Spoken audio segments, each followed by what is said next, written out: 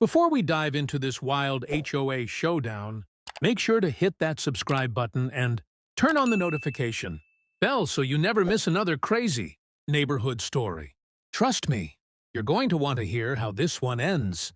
Imagine stepping outside on a bright Saturday morning, coffee in hand, only to find a furious neighbor standing in your yard, pointing at your favorite tree like it was some kind of criminal. That was my morning when Karen from the HOA stormed over and demanded I cut down the giant oak in my front yard. Her voice carried across the street as she shouted, "That tree violates HOA standards. It blocks the uniform look of the neighborhood. You need to take it down immediately." At first I thought she had to be joking. This oak wasn't just any tree. It had been there longer than most of the houses in our community. Its branches stretched wide, shading half of my driveway, and during the summer, kids loved to sit under it while licking ice cream cones from the shop around the corner. To me, it wasn't just a tree. It was part of the neighborhood's identity. But Karen didn't see it that way. With her HOA rulebook tucked under her arm like a weapon, she pointed at the oak as though it was an eyesore. The HOA guidelines clearly state that trees obstructing sightlines or creating debris must be removed at the owner's expense, she declared, her tone sharp and commanding. I took a sip of my coffee, trying to keep calm. Karen, this tree isn't going anywhere. It's healthy.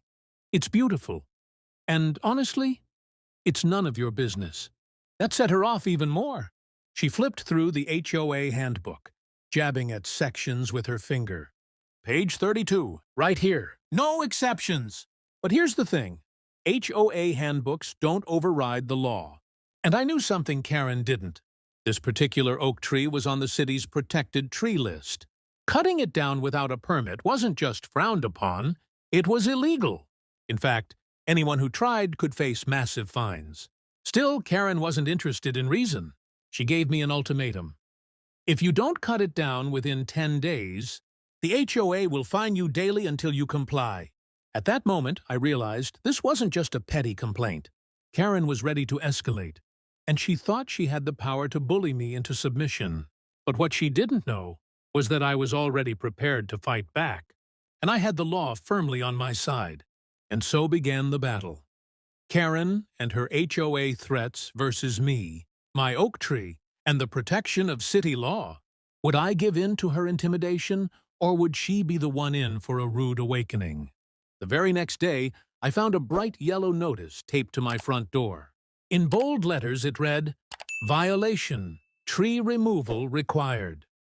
Below that, the HOA had listed a fine schedule, $100 a day if I failed to comply. My jaw clenched as I read it. Karen hadn't wasted any time. She was serious about pushing me around. I could practically hear her smug voice as I read the words. It wasn't just about the tree, it was about control. She thrived on the power the HOA gave her, and she wanted to make an example out of me. I crumpled up the notice and tossed it onto the counter. Then I grabbed my laptop and started digging. I knew this oak was special, but I needed proof. Something solid I could use to shut this down once and for all. After about an hour of research, I struck gold. On the city's official website, there it was, a list of protected heritage trees. Right in the middle of the page was the exact species of oak sitting in my front yard. According to city law, anyone attempting to remove, damage, or even excessively prune it without a permit could face fines up to $25,000. Suddenly, the entire situation flipped.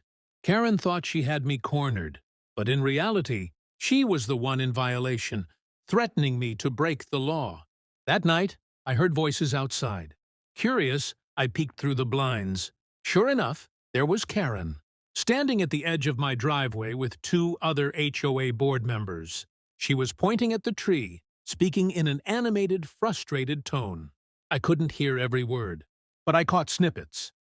Non-compliance, ruins the neighborhood look, and we'll force him. It was clear Karen had recruited backup. She was rallying the HOA board against me, and I was officially public enemy number one. But instead of feeling intimidated, I felt something else. Determination. If Karen wanted a fight, I'd give her one. Only this time, I wouldn't just defend my tree, I'd make sure the HOA learned a lesson they'd never forget. The next morning, I made a few phone calls. First to the city arborist's office, then to the legal department that handled code enforcement. I wanted an official statement confirming the tree's status. Within hours, an email arrived in my inbox with exactly what I needed. Written confirmation that removing my oak was illegal without city approval. Karen thought the HOA handbook was the ultimate authority, but I was about to show her that the law towers over HOA rules, just like my oak towered over her driveway. By the end of the week, Karen had turned the HOA into a full-blown crusade against me. Letters piled up in my mailbox, each one more aggressive than the last. The latest notice threatened to put a lien on my house if I didn't resolve the violation. But instead of panicking, I printed out the email from the city arborist's office and placed it neatly in a folder. I was ready for whatever came next. That next came sooner than I thought. On Saturday afternoon, Karen knocked on my door. But this wasn't just a neighborly knock. This was the kind that said, "Open up or else." When I stepped outside, I saw her standing tall with 2 HOA board members on either side, all of them with crossed arms and stern faces. Karen wasted no time. "We've given you multiple chances. If you don't have that tree removed within 48 hours, we'll begin daily fines and initiate legal action." Her words dripped with authority, like she believed she held all the cards. But I had been waiting for this moment. I smiled, reached for my folder, and pulled out the document. "Actually, Karen, you might want to read this before you threaten me any further." I handed her the paper. She took it with an exaggerated sigh, clearly expecting some flimsy excuse. But as her eyes scanned the words, I saw her face tighten. The color drained just a little from her cheeks. This can't be right," she stammered. "Oh, it's right," I said firmly. "This tree is legally protected. Removing it would break city law and could cost tens of thousands in fines. So unless you're prepared to write that check, I suggest you stop leaving these notices on my door." One of the board members leaned over to read the paper as well, his expression shifting from stern to uneasy. "Karen, he's right. This is an official city document." Karen's composure cracked. Her lips pursed, and her eyes darted between me and the tree as though it had betrayed her personally. "But I wasn't done," I added. "And just so we're clear, every notice you've sent me, I've saved copies. If this harassment continues, I won't hesitate to file a complaint with the city and with legal counsel. You want to fight? You'll be fighting the law, not just me." The silence that followed was heavy. The board members exchanged nervous looks. For the first time, Karen didn't have a comeback ready. She finally thrust the paper back at me and muttered, "This isn't over." Then she turned on her heel, dragging the board members with her. But I knew the tide had turned. Karen wasn't just dealing with a stubborn neighbor anymore. She was dealing with the law, and that was a battle she couldn't win. For a few days, things were strangely quiet. No new notices, no knocks at the door, not even Karen's usual glares when she passed my house. I thought maybe, just maybe, she'd finally accepted defeat. But then came the HOA meeting. I don't usually attend those gatherings. They're mostly filled with debates over mailbox colors and lawn heights. But this time, I knew Karen would bring up my tree. So I walked into the community center with my folder under my arm, ready for whatever stunt she had planned. Sure enough, as soon as the meeting opened, Karen raised her hand. "I'd like to address the ongoing issue of non-compliance at Lot 14, she announced, her voice sharp. Every head in the room turned toward me.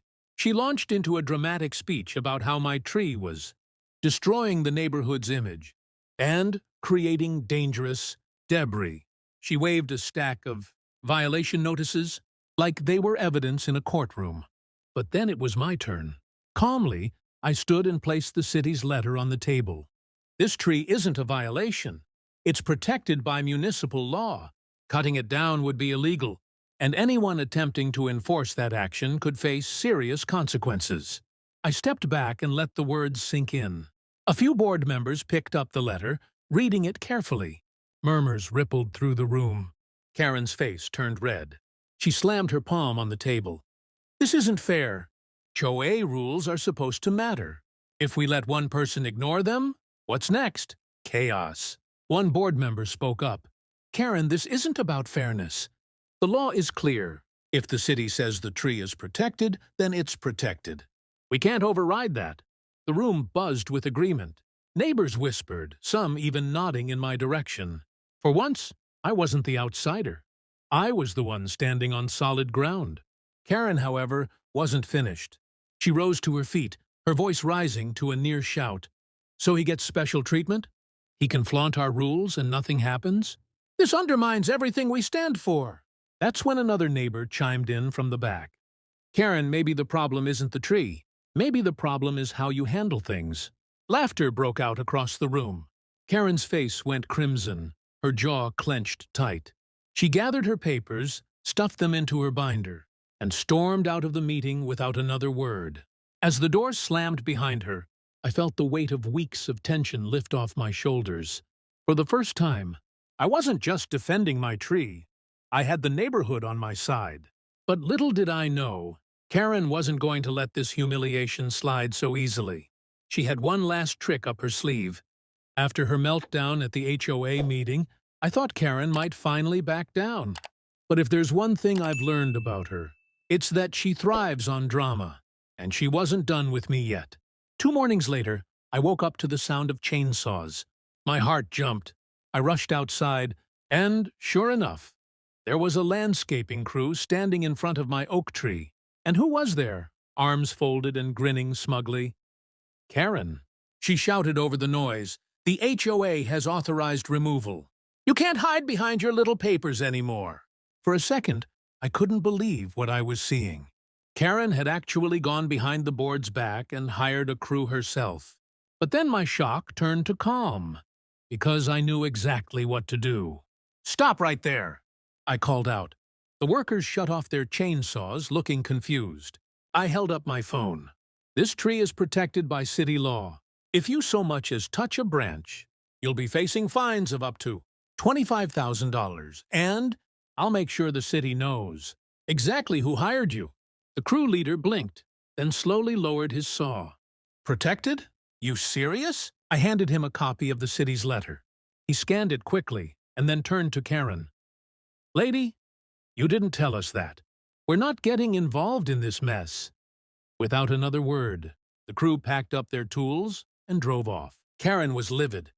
You can't just scare people off with paperwork. She snapped. Oh, it's not paperwork, I said, pulling out my phone again. It's the law. And since you tried to illegally cut down a protected tree, I think the city will be very interested in hearing about this stunt. Her smug grin vanished. For the first time, she looked genuinely nervous. Later that afternoon, I filed a formal complaint with the city.